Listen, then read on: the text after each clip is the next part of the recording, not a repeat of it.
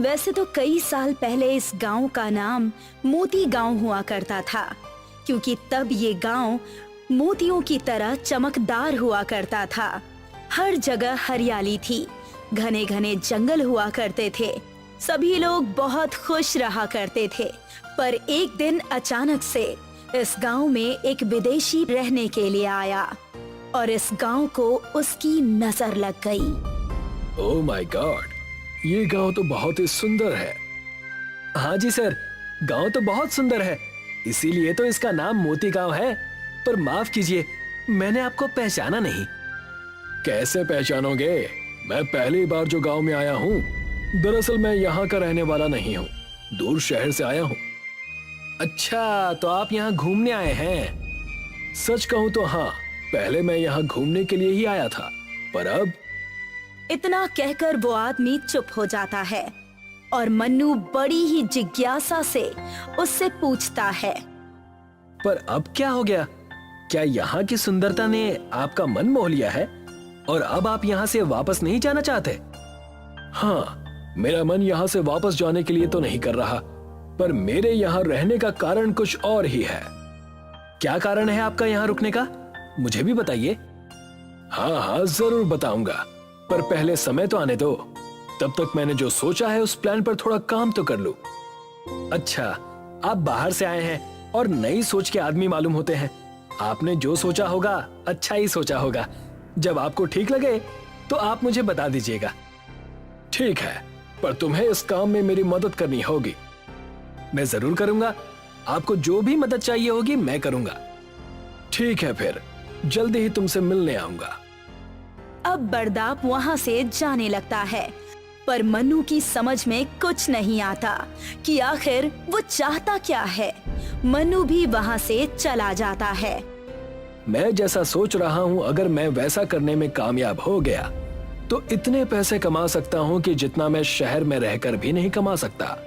बस ये गांव वाले जल्दी से मेरी बात मान जाएं, और अगर इन्होंने मेरी बात नहीं मानी तो मेरा पूरा प्लान चौपट हो जाएगा। बरदाप आजकल अपने काम को लेकर इतना ज्यादा गहनशील हो गया था कि वो न तो रात को ठीक से सो पाता था और न ही खाना पीना समय पर खाता था। हर समय वो अपने आप में खोया रहता था और अपनी नोटबुक में कुछ डिजाइन बनाया करता था। अब बहुत हो गई थियरी, अब प्रैक्टिकल का टाइम है। अब गांव वालों से मिलना ही पड़ेगा और उन्हें अपने प्लान के बारे में बताना होगा। बरदाप मन्नू के घर जाता है। मन्नू, ओ मन्नू, बाहर आओ, मुझे तुमसे कुछ बात करनी है। मन्नू घर पर नहीं है, अभी अभी गांव की पंचायत की बैठक से उसको बुलावा आया था, वहीं गया है। पर तुम कौन हो? जी मैं उसका दोस्त हूँ, शहर से आया हूँ, मुझे उससे मिलना था। पर कोई बात नहीं, मैं पंचायत वाली जगह पर जाकर उससे मिल लूंगा।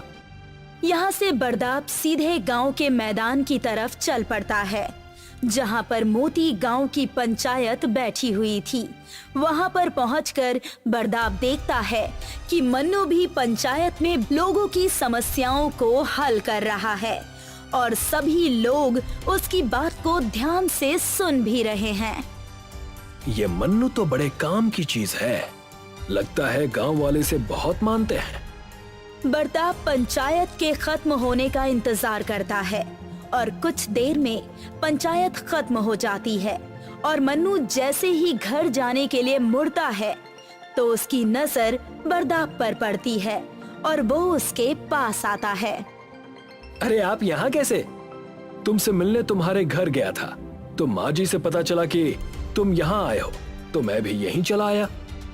बताइए क्या बात है? जो बात मैं आज तुमसे और गांव वालों से करने वाला हूँ, उसके लिए इससे बेहतर जगह और कोई नहीं हो सकती। इससे पहले कि बाकी लोग अपने अपने घर चले जाएं, तुम सबको पंचायत में फिर से जमा कर लो, फिर मैं सबको एक साथ बताऊंगा कि मैं क्या कहना चाहता हूँ। बरदाप के कहने पर मन्नू सभी गांव वालों को फिर से इकट्ठा कर लेता है और बरदाप सभी लोगों से बात करना शुरू करता है। मैं शहर से आया हूँ और इस गांव को विकसित करना चाहता हूँ। वैसे तो आपके गांव में कोई बुराई नहीं है, पर विकास का होना बहुत जरूरी है। बरताप सभी गांव के लोगों को बड़े बड़े सपने दिखाता है और उसकी बात को मन्नू भी सपोर्ट करता है क्योंकि वो भी थोड़ा पढ़ा लिखा है और मन्नू के कहने पर सभी गांव वाले ना चाहते हुए भी बरताप की बातों पर हामी भर देते हैं।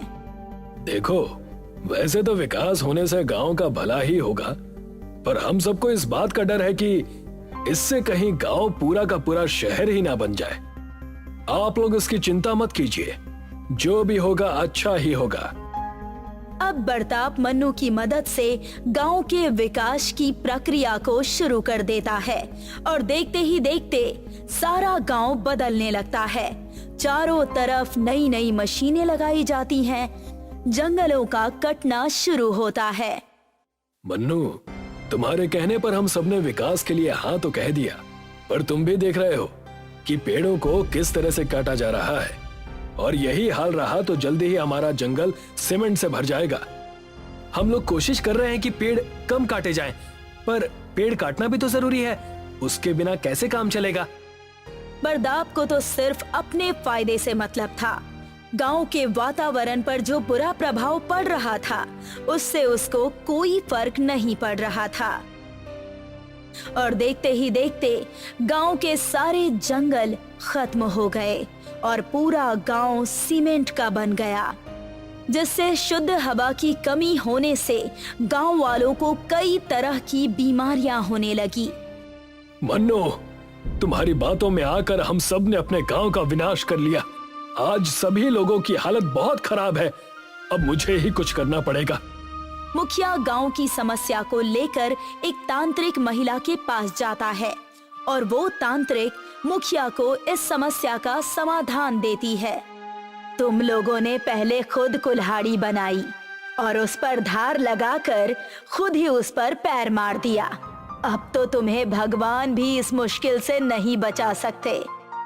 हाँ, हम लोगों को अपनी गलती का एहसास है, पर अब हम उसको सुधारना चाहते हैं।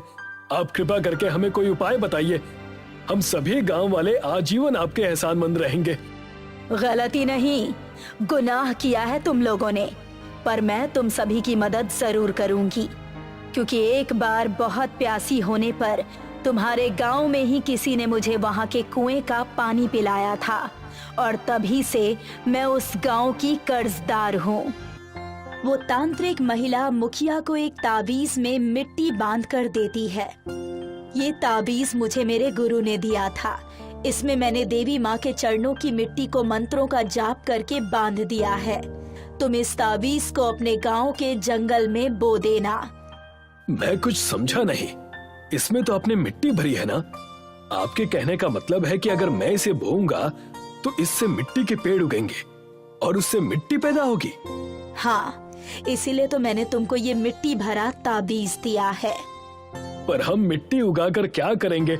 हमें तो अपने गांव को फिर से हरा भरा करना है, मिट्टी उगाकर काला नहीं करना। अच्छा, तो तुम सीधा पकवान खाना चाहते हो और मेहनत नहीं करना चाहते। भूल गए कि तुम्हारे गांव की क्या हालत हो गई है?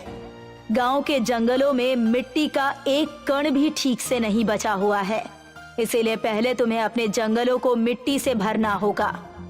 और एक बार हमारे जंगलों में पर्याप्त मिट्टी हो जाएगी तो हम लोग फिर से उस मिट्टी में पेड़ पौधे बो सकते हैं। हाँ, वैसे तुम इतने बड़े मूर्ख नहीं हो जितना कि मैं तुम्हें समझ बैठी थी, पर एक बात का ध्यान रखना, जब तक जंगल की धरती में खूब मिट्टी जमा ना हो जाए पेड़ पौधे मत उगाना, नहीं तो वो जल्दी ही सूख जाएंगे। मैं समझ गया। वैसे भी हमने अपने जंगलों की मिट्टी को सीमेंट से बदलकर पहले ही बहुत बड़ी गलती कर दी है, अब हम और कोई गलती नहीं दोहराएंगे। और वहाँ से देवी माँ का आशीर्वाद लेकर अपने गांव के लिए निकल जाता है और गांव पहुंचकर वो वहाँ के जंगल में मिट्टी भरा वो ताबीज गाड़ देता है। अब ये आप क्या कर रहे हैं मुखिया जी? अपनी और तुम सबकी गलती को सुधारने की कोशिश कर रहा हूँ, ये जादुई मिट्टी से भरा हुआ ताबीज बोकर। और जैसे ही मुखिया उसमें पानी डालता जाता है वहाँ से मिट्टी का पेड़ निकलना शुरू हो जाता है। आप ये क्या कर रहे हैं? मिट्टी के पेड़ बो रहे हैं? हमें तो फल और सब्जियां बोनी चाहिए। बिना मिट्टी के फल सब्जियां क्या इस सीमेंट में बोओगे? पहले हम मिट्टी बोएंगे और उसके